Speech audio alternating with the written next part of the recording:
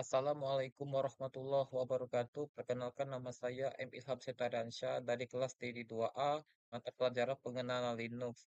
Di sini saya akan menjelaskan tentang perbandingan Linux dengan sistem operasi lain.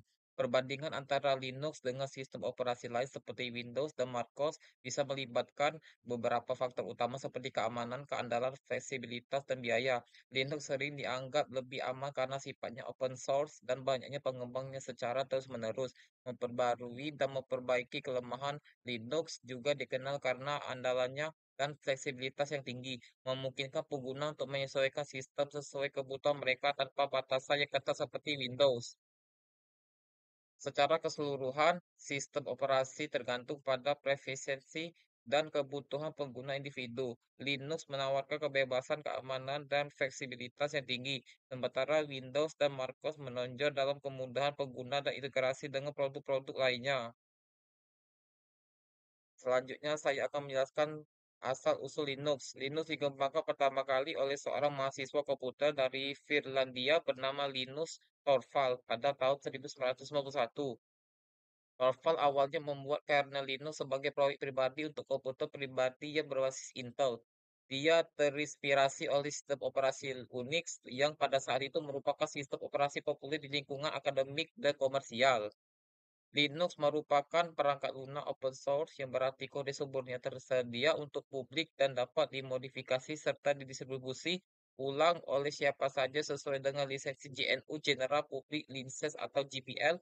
Karena sifatnya yang open source, Linux telah menjadi dasar menjadi banyak distribusi Linux atau distro yang memiliki berbagai varian dan pengaturan sesuai dengan kebutuhan pengguna kasus penggunaan tertentu.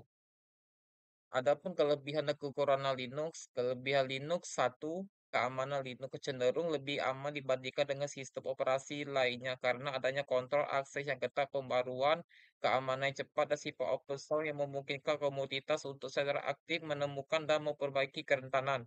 Dua, ketersediaan gratis, mayoritas distribusi Linux tersedia secara gratis, sehingga pengguna tidak perlu membayar lisensi untuk menggunakan sistem operasi lain ini. Tiga, fleksibilitas Linux dapat disesuaikan dengan kebutuhan pengguna dan dapat diinstal di berbagai perangkat keras mulai dari komputer desktop hingga server dan perangkat embedded. Adapun kekurangan Linux, satu, kompatibilitas perangkat lunak. Meskipun ada banyak perangkat lunak yang kompatibel dengan Linux, beberapa aplikasi dan permainan yang populer mungkin tidak tersedia atau tidak sepenuhnya didukung di platform ini.